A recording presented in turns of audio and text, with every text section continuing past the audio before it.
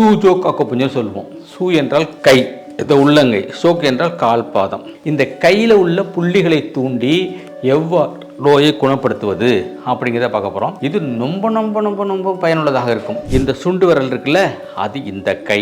இந்த ஆள்காட்டி விரல் அது இந்த கை. இது மோதிர விரல் இருக்குல்ல, அது இந்த கால், அதாவது ரைட் சைடு உள்ள கால். இது லெஃப்ட் சைடு உள்ள கால். காது கேட்க மாட்டேங்குது, காதில் அடைப்பு இருக்குது, அல்லது வெற்றிக்கோ இருக்குது, மயக்கம் இருக்குன்னு சொன்னால் இந்த இடத்துலையும் இந்த பக்கம் காது இருக்க பகுதியை நீங்கள் அழுத்த கொடுத்துக்கணும். அது இல்லாமல் இந்த இடம் சொன்னோம் இல்லையா, இந்த இடம் என்னது? முன்கழுத்து பகுதி. முன்கழுத்தில் என்ன இருக்குது? தைராய்டு, பேராதைராய்டு இருக்குது. அப்போ தைராய்டு தைராக்சின் அப்படின்னு சுரக்குது. அது பேராதைராய்டு பேராதைராக்சின் சுரக்குது. அப்போ இந்த தைராய்டு ஏறத்தாழ்வுகள் இருந்துச்சுன்னா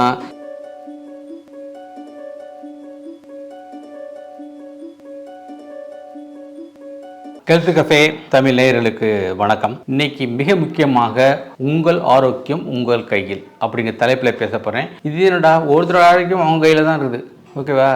அதாவது நம்முடைய உணவு முறை, வாழ்வு முறை, இதெல்லாம் தான் நம்முடைய ஆரோக்கியத்தை கொடுக்கிறது. அது இல்லாமல் உங்கள் கையில் உள்ள சூஜோக் அக்குபஞ்சர் சொல்லுவோம். சூ என்றால் கை, இந்த உள்ளங்கை. சோக் என்றால் கால் பாதம். இதில் இந்த கையில் உள்ள புள்ளிகளை தூண்டி எவ்வாறு நோயை குணப்படுத்துவது அப்படிங்கிறத பார்க்க போகிறோம். இது ரொம்ப ரொம்ப ரொம்ப ரொம்ப பயனுள்ளதாக இருக்கும். இதை எப்படி அப்படின்னு சொல்லி, இந்த உள்ளங்கைக்கும் நம்ம உடம்புக்கு கரஸ்பாண்டன்ஸ், தொடர்பு இருக்கிறது, ஓகேவா? அதுக்காக தான் பார்த்தீங்களா, இப்படி நீ கை தட்டிங்கனாலே உங்களுக்கு உற்சாகம் கிடைக்கிறது, எல்லா உறுப்புகளும் ஒர்ப்பணும். அதுக்காக தான் கை தட்டுங்கன்னு சொல்கிறாங்க, ஓகேவா? அதே போல் நீங்கள் இறைவனை வழங்குகின்ற பொழுதும் கூட அழுத்தம் கொடுக்கும். அப்படி அழுத்தம் கொடுக்கப்பவும் உங்களுக்கு இந்த உறுப்புகள் நல்லா இயங்க ஆரம்பிக்கும். ஸோ இது எப்படி அப்படின்னு நாங்கள் சொல்லிக் கொடுக்க போகிறேன். இங்கே பாருங்கள், இந்த கை இல்லையா, இது உள்ளங்கை. இந்த உள்ளங்கையில் இந்த சுண்டு விரல் இருக்குல்ல, அது இந்த கை. இந்த ஆள்காட்டி விரல் அது இந்த கை. இது மோதிர விரல் இருக்குல்ல, அது இந்த கால், அதாவது ரைட் சைடு உள்ள கால். இது லெஃப்ட் சைடு உள்ள கால், ஓகேப்பா? இப்போ இந்த 4 விரல்கள் சொல்லிட்டேன், நல்லா பாருங்க. இந்த சுண்டு விரல் இருக்கு இல்லையா, சிறு விரல், அது என்னுடைய வலது கை. இது ஆள்காட்டி விரல் இருக்கு இல்லையா, இண்டெக்ஸ் ஃபிங்கர், அது என்னுடைய இடது கை. அதே போல் இந்த ரிங் ஃபிங்கர் இருக்கு இல்லையா, மோதிர விரல், அது என்னுடைய ரைட் லெக். இந்த விரல் இருக்குல்ல, நடுவிரல், அது என்னுடைய லெஃப்ட் லெக் அப்படின்னு வச்சுருங்க. இது பார்த்தீங்க சொன்னால் இந்த பெருவிரல் இருக்குல்ல, இந்த பெருவிரல் இது முகம்.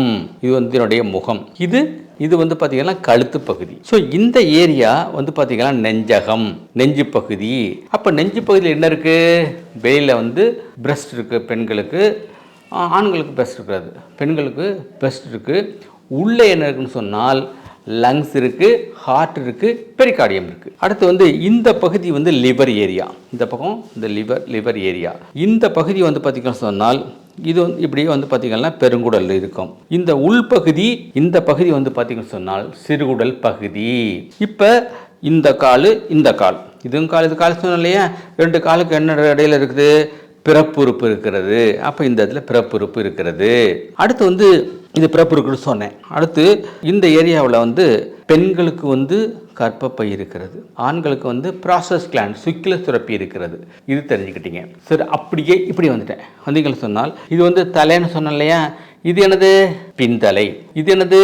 பின் கழுத்து பகுதி அப்படின்னு சொன்னோம். ஸோ அதே போல் இந்த 2 கால்களுக்கு இடையே இப்படியே மேலே போனீங்கன்னு சொன்னால் இது பார்த்தீங்கன்னு சொன்னால் பின்னாடி முதுகு தண்டு, ஸ்பைனல் கார்டு, இப்படி போயிட்டு திரும்பி இங்கே முடியும். இங்கேருந்து இந்த தண்டோட பகுதி மேலே ஸ்பைனல் கார்டு மேலே இப்படியே இங்கே வைத்து முடியும், ஓகேவா? இது தலைப்பகுதி. இது தலை இல்லையா, இது தலை, இது கழுத்து பகுதி இல்லையா, பின் கழுத்து பகுதி இல்லையா. இப்போ இங்கேருந்து தான் இது தொடங்கும். இந்த ஸ்பைனல் கார்டு இப்படியே வந்துட்டு அப்படியே இங்கே போய் முடியும். அப்போ இது பார்த்தீங்கன்னு சொன்னால் இது கடைசி காகசி எலும்பு, கடைசி நம்ம புட்ட சதையினுடைய எலும்பு இங்கே வரும். அது இல்லாமல் இந்த 2 கைக்கு மேலே 2 பள்ளம் இருக்கும். அது கிட்னி, அதாவது சிறுநீரகம். அப்போ சிறுநீரகத்துக்கு இங்கே இருக்குன்னு அர்த்தம், ஓகேயா? ஸோ இப்போ இதை என்ன பண்ணணும், இதை வச்சு நீங்கள் எப்படி பண்ண போகிறீங்க, எப்படி நீங்களே சுயமாக சிகிச்சை பண்ண போகிறீங்க அப்படின்னு சொன்னால், இந்த முகம் சார்ந்த பிரச்சனைகள் எது இருந்தாலும் சரி தான், நீங்கள் அழுத்தம் கொடுத்துக்கலாம். இந்த பகுதி இருக்கு இல்லையா, இதனுடைய இந்த பெருவருடைய முதல் கண் இருக்குல்ல, அதில் சென்டர், அதாவது நடுப்பகுதி 2 பக்கம் காது இருக்குது. அப்போ அந்த காதில் ஏதாச்சும் பிரச்சனை சொன்னாலும் இது மாதிரி ஜிம்மி ராடோ அல்லது பேனா வச்சு இந்த பக்கம் காதில் அழுத்துறேன், இந்த பக்கம் காதில் அழுத்துறேன். ஓகேவா? அடுத்து இந்த இடத்துல என்ன இருக்கும்? கண்கள் இருக்கும். இந்த இடத்துலையும் கண்கள் இருக்கும். நான் படம் கூட வரைஞ்சி காட்டுறேன். இப்போ வரைஞ்சிருக்கேன். இதில் வரைஞ்சிக்கையில் இங்கே 2 கண் இருக்குது, இங்கே வாய் இருக்குது. இந்த ஏரியாவில் இந்த 2 பக்கத்துலேயும் வந்து காது இருக்கிறது. அப்போ காது உள்ள பிரச்சனை இருக்குது, காது கேட்க மாட்டேங்குது, காதில் அடைப்பு இருக்குது, அல்லது வந்து வெற்றிக்கோ இருக்குது, மயக்கம் இருக்குன்னு சொன்னாலும் இந்த இடத்துலையும் இந்த பக்கம் காது இருக்க பகுதியில் நீங்கள் அழுத்தம் கொடுத்துக்கணும். கண்ணுல பிரச்சனைன்னு சொன்னால் இந்த கண் இருக்க பகுதியில் நீங்கள் அழுத்தம் கொடுத்துக்கணும். பல்லு ஸ்ட்ராங்கலான அந்த பல்லு இருக்குல்லையா, அந்த பகுதியில் நீங்கள் வந்து அழுத்தம் கொடுத்துக்கணும். அது இல்லாமல் இந்த இடம் சொன்னோம் இல்லையா, இந்த இடம் என்னது? முன்கழுத்து பகுதி. முன்கழுத்துல என்ன இருக்குது? தைராய்டு, பேராதைராய்டு இருக்குது. அப்போ தைராய்டு வந்து தைராக்சின் அப்படின்னு சுரக்குது, அது வந்து பேராதைராய்டு வந்து பேராதைராக்சின் சுரக்குது. அப்போ இந்த தைராய்டு ஏறத்தாழ்வுகள் இருந்துச்சுன்னா இந்த இடத்துல, இந்த பகுதி இருக்குல்ல, இந்த பகுதியில் இந்த இடத்துல 2 இடத்துலையும் அழுத்தம் கொடுத்துக்கணும். அழுத்தம் கொடுத்தீங்கன்னா சரியாக போயிடும். கழுத்து வலி, கழுத்து பிடிப்பு வலி இருக்குன்னு சொன்னால் இந்த இடத்துல இந்த பகுதி இருக்கு இல்லையா, இதனை கழுத்து போய் சொன்னேன். இந்த கழுத்து பகுதியில் அழுத்தம் கொடுப்பதனால் கழுத்து வலி, கழுத்து பிடிப்பு வலி வந்து சரியாக போயிடும். இப்போ முகத்துலையும் பிரச்சனை இருக்குது, கழுத்துலையும் பிரச்சனை, ஜஸ்ட் இந்த விரலை இங்கே வச்சு இங்கே அழுத்தம் கொடுத்தாலே போதுமானது. இங்கே முகத்துலையும் அழுத்தம் கொடுக்குறேன், இங்கேயும் அழுத்தம் கொடுக்குறேன், இந்த முகத்துலையும் அழுத்தம் கொடுக்குறேன், இது பின்னாடி இந்த இதுலையும் அழுத்தம் கொடுக்குறேன். இப்படி அழுத்தம் கொடுப்பதன் மூலமாக என்ன பண்ணலாம்? உங்களுக்கு வந்து தலை சார்ந்த பிரச்சனைகள், கழுத்து சார்ந்த பிரச்சனைகள் வந்து சரி பண்ணிக்கலாம். அடுத்து வந்து இந்த பகுதியில் நெஞ்சகம் இருக்கு இல்லையா, நெஞ்சகத்தில் என்ன இருக்குது? லங்ஸ் இருக்குது, ஹார்ட் இருக்குது. அப்போ வந்து இந்த இடத்துல ஜஸ்ட்டு இப்படி அழுத்தம் கொடுத்ததன் மூலமாக, இங்கே பார்த்தீங்களா, இது மாதிரி இப்படி அழுத்தம் கொடுப்பதன் மூலமாக நம்ம லங்ஸை வந்து பலப்படுத்தலாம். அது நுரையீரலை வந்து பலப்படுத்தலாம். நுரையீரல் சார்ந்த நோய்கள் இருந்தால் கூட இதை அழுத்தம் கொடுக்க நல்லா போகும். அது சென்டரில் வந்து இதயம் இருக்குது, இதயம் சார்ந்த பிரச்சனை இருந்தால் இங்கே வந்து இப்போ ப்ரெஷர் பண்ணிக்கலாம். இந்த ஆப்போசிட் சைடு வந்து பார்த்திங்கன்னு சொன்னால் இந்த ஏரியாவில் லிவர் இருக்குது, அந்த லிவரை வந்து நீங்கள் அழுத்தம் கொடுத்துக்கலாம். ஓகேவா? அடுத்து வந்து இந்த சிறுகுடல் பெருங்குடல் பிரச்சனை சொன்னால் இப்படி ஃபுல்லாகவே அழுத்தம் கொடுக்க வேண்டியதுதான். இப்படி நல்லா இங்கே பாருங்கள், இப்படி போயிட்டு நல்லா அழுத்தம் கொடுக்கணும். இங்கே உள்ளே வந்து அழுத்தம் கொடுத்துக்கணும். அடுத்து வந்து இந்த பிறப்புறுப்பு சார்ந்த பிரச்சனைன்னு சொன்னால் இந்த இடத்துல நல்லா அழுத்தம் கொடுத்துக்கணும். யூரின் சரியாக வர மாட்டேங்குது, பிறப்புகளில் இங்கே பிரச்சனை சொன்னால் இங்கே அழுத்தம் கொடுத்துக்கணும். அதே போல் இந்த சுக்கிர சுரப்பி ஆண்களுக்கு ப்ராசஸ் கிளாண்ட் என்லார்ஜ்மெண்ட்னா இந்த இடத்துல அழுத்தம் கொடுத்துக்கணும். அடுத்து பெண்களுக்கு வந்து கர்ப்பப்பை பிரச்சனை இருக்கு இல்லையா, அந்த இடத்துக்கு இந்த இடத்து ஏரியாவில் நீங்கள் அழுத்தம் கொடுத்துக்கலாம். ஓகேயா? அதே போல் இந்த பகுதியில் ஏனஸ் ரீஜன், அதாவது ஏனஸ் இருக்கு இல்லையா, மலத்துவாரத்தில் அரிப்பு இருக்குது, பிரச்சனைகள் சொன்னால் இந்த இடத்துல அழுத்தம் கொடுத்துக்கலாம். அடுத்து நான் முன்னேக்கே சொன்னது மாதிரி இது வந்து என்னுடைய ரைட் ஹேண்ட். அப்போ இந்த இடத்துல இது வந்து ஷோல்டர் ஜாயிண்ட், இது வந்து எல்போ ஜாயிண்ட், இது வந்து ரிஸ்ட் ஜாயிண்ட். அப்போ இந்த ஷோல்டர் ஜாயிண்டில் பிரச்சனை இருந்துச்சுன்னு சொன்னால் இதில் அழுத்தம் கொடுத்துக்கலாம். எல்போ ஜாயிண்ட் இங்கே அழுத்தம் கொடுக்கணும். இது வந்து ரிஸ்ட் ஜாயிண்டில் அழுத்தம் கொடுக்கணும். விரல்களில் பிரச்சனை இந்த இடத்துல நல்லா அழுத்தம் கொடுத்துக்கணும். இதில் சூஜோக் ரிங்குன்னு ஒன்று இருக்குது, அந்த ரிங்கை வாங்கி இந்த ஒவ்வொரு ஏரியாவையும் நீங்கள் அழுத்தம் கொடுத்துக்கலாம். அடுத்து வந்து இந்த கையில் பிரச்சனை, ஷோல்டரில் பிரச்சனை வச்சுக்கலாம், அப்போ இந்த இடத்துல அழுத்தம் கொடுத்துக்கணும். இந்த இடத்துல முன்னும் பின்னும் அழுத்தம் கொடுத்துக்கணும். அதே போல் இந்த எல்போ ஜாயின்னா இங்கே அழுத்தம் கொடுத்துக்கணும். ரிஸ்ட் ஜாயிண்டில் போயின்னா இங்கே அழுத்துக்கணும். இந்த விரல்கள் மரத்து போச்சு, விரல்கள் வலின்னு சொன்னால் விரல்கள் மரத்து போச்சு, விரல்கள் வலின்னு சொன்னால் இப்படி பண்ணாலே சரியாக போயிடும். அது இல்லாமல் இது வந்து நம்ம என்ன பண்ண போகிறோம், நம்ம கால் பகுதிக்கு வரப்போம். கால் 2 கால் இருக்குல்ல, இந்த காலில் இது வந்து இடுப்பு ஜாயிண்ட்டு, இடுப்பும் அதுவும் ஜாயின் பண்ணுற இடம். அதாவது ரைட்டு லெக்கில், அதாவது வலது காலுடைய இடுப்பு ஜாயின் பண்ணுற இடம்.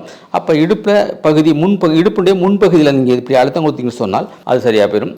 அதே போல் முழங்கால் பிரச்சனை, முழங்கால் மூட்டு வலின்னு சொன்னால் இந்த இடத்துல அழுத்தம் கொடுக்கப்போ சரியாக போயிடும். அது போல் இது வந்து கணுக்கால் பிரச்சனை இருந்துச்சுன்னா சரியாக போயிடும். அதுபோல் உங்களுக்கு வந்து கால்கள் மரத்து போகுது, உணர்வின்மை இருக்குது, ரத்த ஓட்டம் கம்மியாக இருக்குன்னு சொன்னால் இந்த இடத்துல நல்லா அழுத்தம் கொடுத்தாலே அது சரியாக போயிடும். அதே போல் இந்த காலில் வந்து இது வந்து அந்த இடுப்பு பகுதி ஜாயின் பண்ணுற இடம், அதாவது உடனுடைய முன்பகுதியும் தொடை ஜாயின் பண்ணுற இடம். இந்த இடம் இது வந்து மூட்டு வலி. இந்த இடத்துல முழங்கால் மூட்டு, இது வந்து கணுக்கால் மூட்டு, இது வந்து விரல்கள். இது மாதிரி நீங்கள் அழுத்தம் கொடுக்குறப்ப உங்களுக்கு அது சார்ந்த நோய்கள் வந்து சரியாக போயிடும். இது simple and more effective method. ஆகையினால மிக எளிமையாக சூஜோக் அக்குபஞ்சர் மெத்தடில் இதை பயன்படுத்தி நீங்கள் நம்ம உடலுக்கும் உயிருக்கும் வந்து நீங்கள் ஆரோக்கியம் கொடுக்கலாம்.